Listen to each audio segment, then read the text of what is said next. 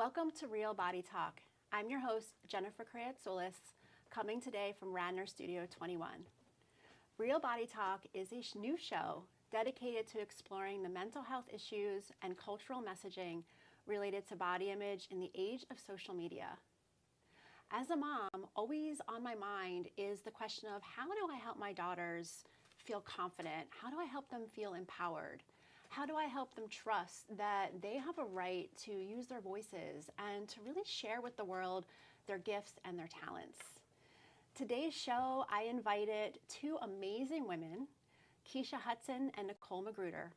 Both are doing amazing things in our local Philly community, and one of them is leading Girl Scout Troop 7142. Now, I have seen these women in action because they happen to be the Girl Scout leaders for the troop that my daughters belong to. And their ability to cultivate curiosity, enthusiasm for learning, exploring nature, and really just testing their potential has been, as a mom, really incredible to observe. So I'm feeling really lucky to have both of you here today to help me and to help other people who interact with children, whether that's as parents, coaches, teachers, guidance counselors, whatever role that may be, to help give us share some of your experience and some advice on how do we help our children feel confident in their bodies, empowered in their lives, and just trust in their voices. Absolutely. So thank you so much for having us. Yeah, absolutely. Thrilled to be here. Thank you. Yes, absolutely. So yesterday I was doing a little research on the Girl Scouts and noticed on their website, their tagline is, and correct me if I get this wrong, but building girls. Oh, I had Courage, this. confidence. Courage, confidence, and character. Yes. Building girls of courage, confidence, and character. Yes. And those words, they're such powerful, strong words. And I would love to ask both of you to share a little bit about your personal experience as a Girl Scout in your younger years and how that program helped you to build courage, confidence, and character. Anything that you want to share. Nicole, do you want to start? Sure. So I was a Girl Scout for about 4 years, both in Philadelphia and in California. And I was a little bit younger, actually, than the rest of my troop in both instances because I had friends in the community who were a part of a troop that I wanted to join, and the leader was so nice to let me join. But what I learned was, even being the younger one, it was such a welcoming environment. And that gave me the confidence that I believe has, carried me along even today. And being a woman and being a Black woman, it really has its challenges.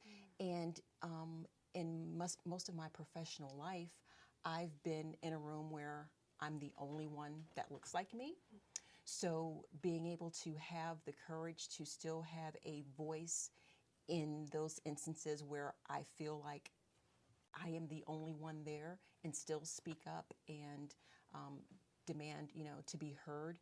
I think a lot of that really started with the Girl Scouts. I think starting young is so vitally important. So that's what I believe that's given to me, and that's why I was so eager to start a troop and make sure that my daughter was also involved so she could receive the same thing that I have, over my course of experience with the Girl Scouts. Yeah, it sounds like it really made an impression. Yes, absolutely. Lifelong impression. Yes. Yeah, thank you. Yeah. So I was a Brownie in Jamaica, and I joined because I was a very reserved, very shy girl. I was the one who, any new situation, I would be in the corner. I was hesitant to speak up. I was hesitant to speak out. And people would compliment me on how quiet and well-behaved I was. And I think my parents wanted me to step outside of that shell. While they appreciated my compliance in many ways and my reservations, I think my mom especially had some concerns that I was a little too, my self-esteem was low. And she was concerned about that. And so she enrolled me in the Brownie troop, and I spent a couple of years in the Brownie troop there. in Jamaica. And I think what I got out of that, that I still take with me today, even in my current profession as an attorney, is self-confidence. It's really understanding who I am, what my role is in the world, what my place is in the world, that I have a voice, that I have a strong voice, that I have a unique voice, and that I should use that voice, whether or not I'm invited to or not. If there's a place and a space for me to speak up, speak out about issues concerning myself, issues concerning my family or others, I'm going to do that. And I'm a public defender. That is what I do in my professional life. And I think I've carried those qualities with me throughout my life. I learned how to lead. I learned how to speak confidently, speak expressively, speak assertively. And I've brought that with me throughout my life and into my professional career, where I, on a daily basis, represent those who are less fortunate, who are poor, who do not have a voice. I'm that voice for them. And so I think the qualities I got out of the Girl Scouts, using my voice, being more confident, having a stronger self-esteem, and being an advocate and being assertive and speaking out and for others who may or may not be able to do that for themselves. Yeah, wow, really powerful. Thank you both for sharing. Yeah, so can you talk to us about how you now take these qualities that you've gained from the Girl Scouts, what you learned as a Brownie, as a Girl Scout, and now bring that forward into your work with children, you know, as moms, and also Girl Scout leaders. Right. Anything that you want to share about that? Well, I'll start. So Nicole and I met, because we were both looking to have our girls join Girl Scouts, and we, I think me personally, I'd gone around and looked at a couple other troops, and I just kept having these great ideas about what I would want my troop to look like, what experience I would want my daughter to have. And then I said, well, perhaps I should start my own troop. I found Nicole, who was also looking to start a troop. But I wanted to have a space for my daughter, Maya, who has inherited some of my earlier qualities. But I wanted her to have a space where she was surrounded by other girls, diverse group of girls, diversity in age, in race, in personality, so that she could become confident in kind of carving out her own space in that group. So that she could become confident leading, speaking out, raising her hand, expressing her opinion, and looking out for and taking care of her fellow girls. And so I wanted to have those strengths. I wanted her to have those strengths, and I wanted to have a troop where we really focus on building girl character, confidence, strength, courage, self-esteem, and particularly leadership. Yeah, absolutely. I'm so happy that I found Keisha, or she found me, because we are very, very much like-minded in what we wanted out of a troop. And I think one of the biggest things is providing that space to allow the girls to be themselves and being okay to be curious, to make mistakes, or we call them discover new ways to do things. And I think that the Girl Scouts is like this little safe microcosm that we have that allows girls to just be themselves, but hopefully the strength and courage that they obtain from our meetings will go with them into the classrooms. Yeah. It'll go with them when they get to college, when they're in their professional lives. We see, all this, girl power and the sparkles and all that's great, but there's work that has to be done that goes along with that. That's so very, very key. And we want to make sure that our girls also have the character that it takes to go along with that, to make sure that girls rule the world. There's some work to be done to get there. So we, within our meetings, we work towards earning petals, which are basically like badges for daisies. We did that during our first couple of years. And it's about building those strong character traits that a leader needs in order to be successful. So we don't live in a post-gender society yet. And the gap in pay is still different between males and females. Right now, I read an article stating that children from 1st to 3rd grade, 60% feel as though there's something wrong with their bodies.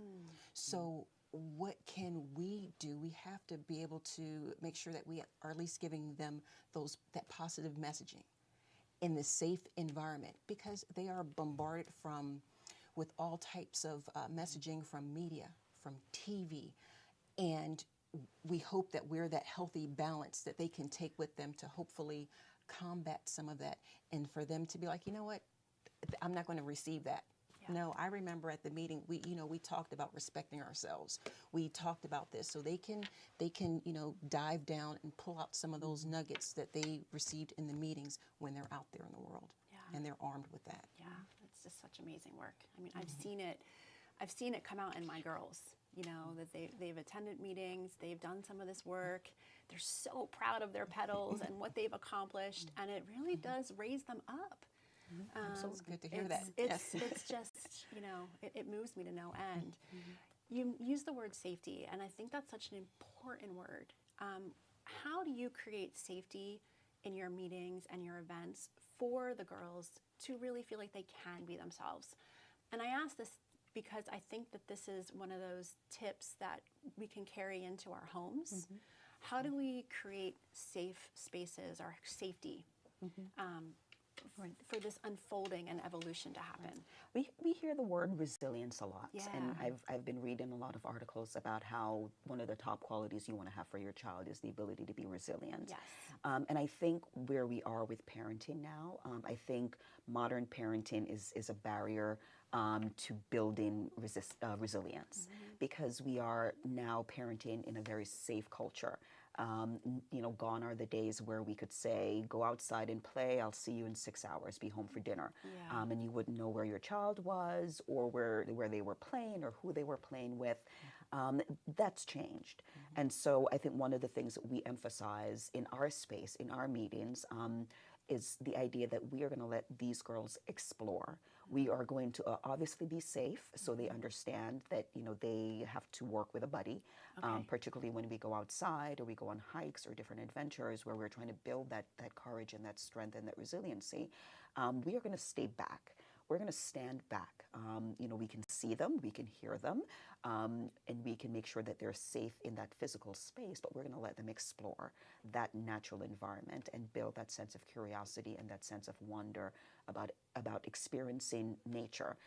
And when they do things, we watch the girls do things that they never thought they could do, from build a fort, or learn how to read a compass, go on a really tough hike, mile-long hike, pick up a worm, pick up a slug. Yeah. We just watch them explore, and if at first we hear a no, or I really don't feel like doing this, or I don't really like this, we don't push them. We let them proceed at their own pace, but we encourage them to try something new, try something different, and experience that. What is it like to explore your nature and your world around you? Yeah. And in each of the activities we design for the girls, whether it's an in-meeting or a field trip, there is a mindset towards, okay, how are we going to build strength and character, curiosity, and resilience, so that they are going to go out into the world and they can attack any possible situation. And even though I, as a mom, my daughter's in the troop, I find myself, when she puts something in her mouth, she's like, oh, Mom, this leaf makes a sound. And I'm going to try to make a sound with this leaf. And I'm like, I have no idea what this leaf is. Right. But I'm going to let you explore the leaf. Right. And then we're gonna learn from that and build from that. So we've watched girls who are hesitant, who are going to stand back, who are maybe at the back of the line on the hike.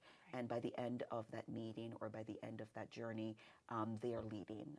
They are exploring. They are the ones that are digging the holes and picking up the worms and using the microscope and saying, I'm going to find out what this is about, and I'm going to learn from that. And then they go to climbing rocks and trees, and they're just strong, incredible girls. Yeah, and they're using their bodies in Exactly. this very fun, unique, connected way. I mean, they say a lot of times that nature is how children learn that connection to their bodies, right?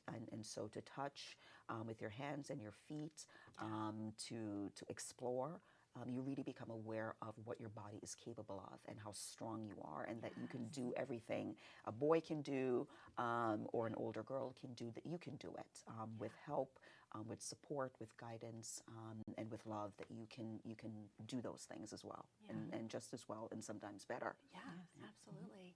You mentioned encouragement. Can you provide some language that you guys, the two of you, use when you're offering encouragement, when you hear that no, excuse me, or that hesitation? What is some of the language that we can adopt? Keisha's very good with that. You know, I am still, you know, very much learning how to, you know, make sure that I stay, you know, very, very positive. And, you know, I just have a few, you know, examples, and I can remember us like being out on our hikes and the water. And I'm like, oh, be careful. And Keisha's like, we want to say, you know, I trust, I trust what you're doing. You know, I want you to be. I was like, good, okay, got it. So, you know, and I, you know, that's what I believe, that we complement each other so well, because you know, I really hadn't really thought about that. I thought I was, you know, just being, you know, a concerned parent and making sure that, you know, my child is, you know, safe, but not understanding what that might be doing to a child psychologically. So, yes, you know, words are so important in how we use words when we talk to our children, particularly girls, because again, they're getting that messaging that they're not as capable, not as strong, they don't belong in certain spaces, they can't do certain things as well. And so to talk about Nicole's example, I never use the words "be careful." I actually consciously make a decision never to utter those words. And so when we're in a space, I will say, okay, Maya, you want to climb that tree? Okay, let's talk about the shoes we're wearing. Are we wearing the appropriate shoes for this activity? You know, take a look at the tree. Think about, how are you going to climb that tree? You know, how are you going to get up to those different branches? Be aware of your body. Pay attention. Focus. Watch where your feet are. Watch where your hands are. You're doing a great job. I'm so proud of you. You're amazing. And so, but I didn't come there naturally. I also grew up always hearing, don't do that, don't do this, be careful, being restricted from certain activities because they were deemed too dangerous or unsafe in some way. And I think that we really do our girls a disservice when we use limiting language, because they're going to go out into the world and they're going to be hesitant to tackle new adventures. They're going to be hesitant to overcome new obstacles, because they're going to have that mindset, that language where they're thinking, I don't know that I can do this. And sometimes Maya doesn't get up that tree, and sometimes she falls, and we have to be okay that they're not mistakes, as Nicole said. It's discovery, it's learning. Even if you do fall, encourage, okay, do we want to try again now? Do we want to take a break? And making sure that you're not chastising, that you're not punishing, that you're not making them feel bad because they didn't accomplish what it is they set out to accomplish. It's encouragement, it's support, and using the appropriate language to make sure they understand what that looks like. if I could piggyback on the safety, because Keisha brought up a lot of key points in regards to what we do in the meetings. But I think that, in addition to, being safe in our, the physical environment, we also do a lot. What can we do to help protect our girls mentally and psychologically? And what can we do to empower them so that when we're not around, that they can still cope? So what comes to mind is our first camping trip, and it was an overnight camping trip. And many of our girls had not been away from their parents overnight.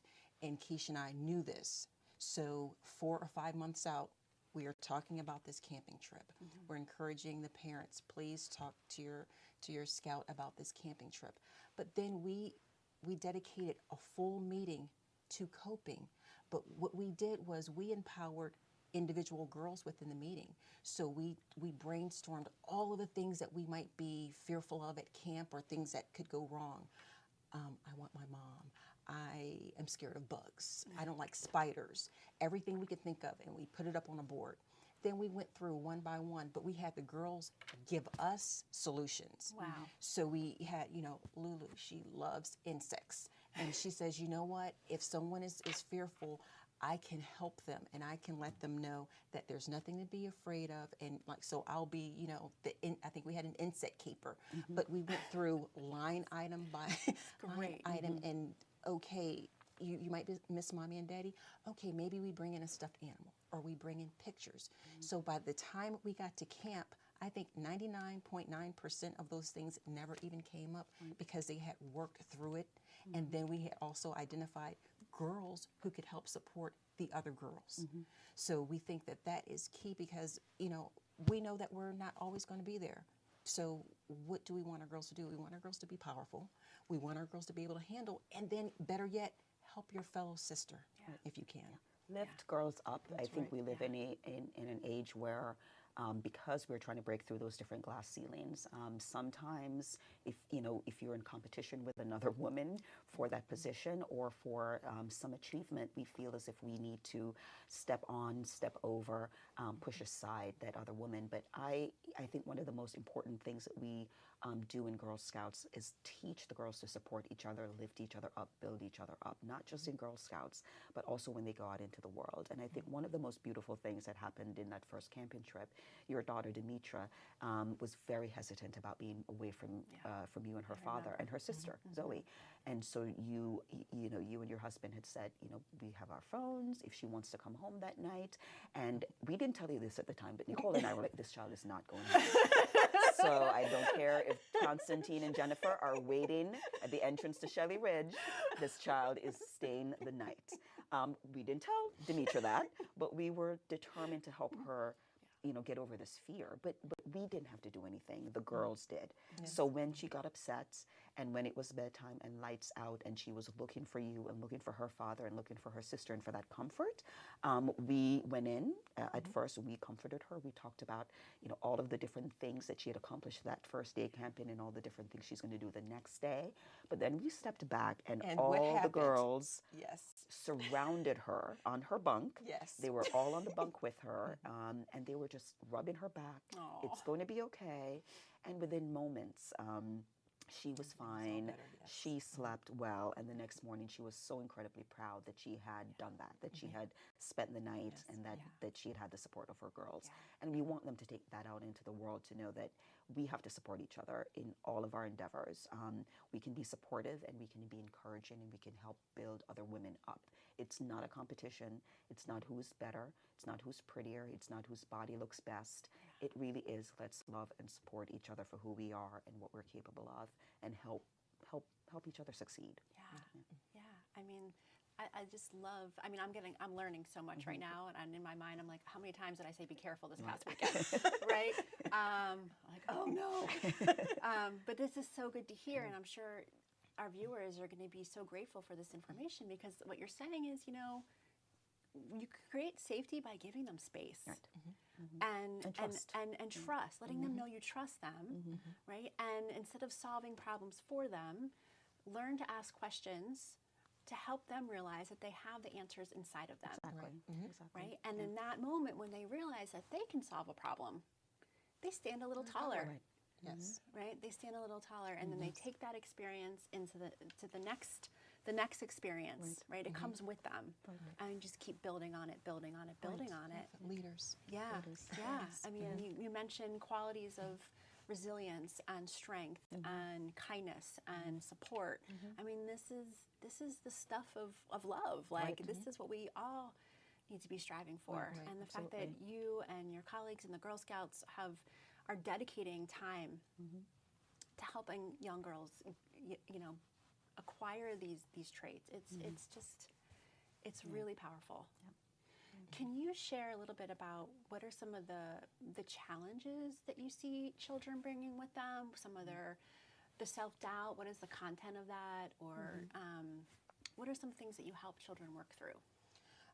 I think sometimes, some of our girls have, maybe older siblings or older cousins, and maybe they come into the troop with maybe messaging that we might not think is appropriate or positive. So we make sure that it's kind of like a gut check, and also kind of like housekeeping rules, like certain things that we just don't allow to be said. We don't even allow, like, a little, jab here or talking about another girl, it's not allowed. So I think that making sure that we establish a firm foundation in regards to respecting ourselves and respecting others at all times. There's no opting out. So we, I have those challenges, within the troop. I have those, challenges at home, but just making sure that you don't let certain things slide, because then it's like, okay, well, maybe I can do this. And for me, it's very important as a parent, as a leader, to make sure that, that you have to be of good character. These are things that, like I said, we just don't, we can't opt out of. Good behavior and just a positive attitude and behavior towards, one another. So Make sure to, and the great thing about having two leaders in a troop is that one of us is always really trying to engage, being engaged in trying to lead the activity or get the activity set up and help the girls complete that specific activity. And then the other person is really walking around the room and really checking in to make sure, what's going on with this particular girl today or this week, because they do bring in whatever issue they face, particularly at school, into those meetings. And so, we will make sure to check in, and sometimes it's a kind word to say, tell me, how did your day go, or how did your week go?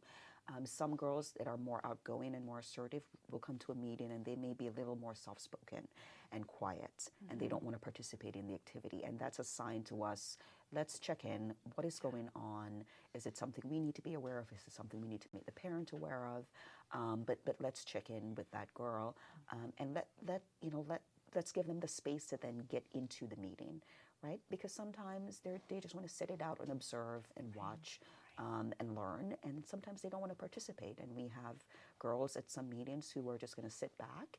By the end of the meeting, everyone is involved, but maybe the first 10, 15, 30 minutes of the meeting, they are just kind of in their own space. And we have to be able to respect that, that, we have to give you the space to kind of think about what you're going through, feel what you're going through.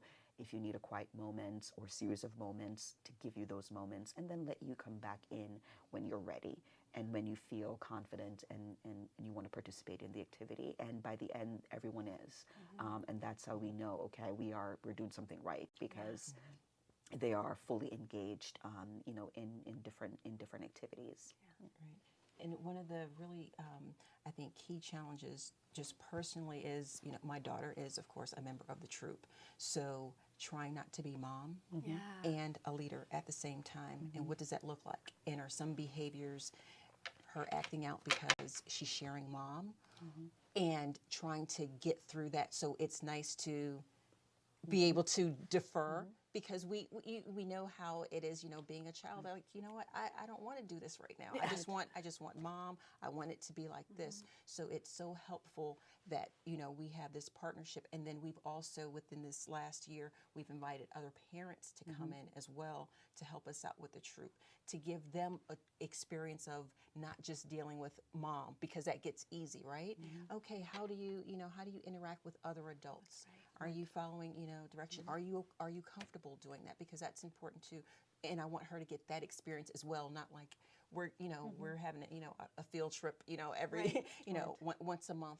I want her to be, not just like the other girls. I know that's probably virtually impossible, but at least, being able to, engaged, despite mom being there. And that's one of the reasons we kept the troop small. We are now, we're 11 girls now. We started out with 8 and then 9 and now 11. But I really do think that it's so important for us to be able to work individually with the girls, for the girls to work together as a group, as a team, to support each other. So that it's really important to keep the troop small, so that we have the time and space to devote to that. Quality time. And on the body piece, I think one of my favorite activities, we've done a lot of activities with the girls, but one of my favorite was last year we had them make boards about self-image. And we cut out words and we gave them the words and we scattered the words all over the table, and every girl made a board that said strong, assertive, courageous, fearless. Love that. Love that. And I feel so lucky that my daughters are part of that. I really cannot thank you both enough. You've shared such wonderful information today. I think, please watch this episode many times. I think there's just so many gems of of wisdom for how we can help empower our children. So thank you again. Thank both you of very you. much for having us, Thank you Jennifer. for being here, and I will see you next time on Real Body Talk. Thank you.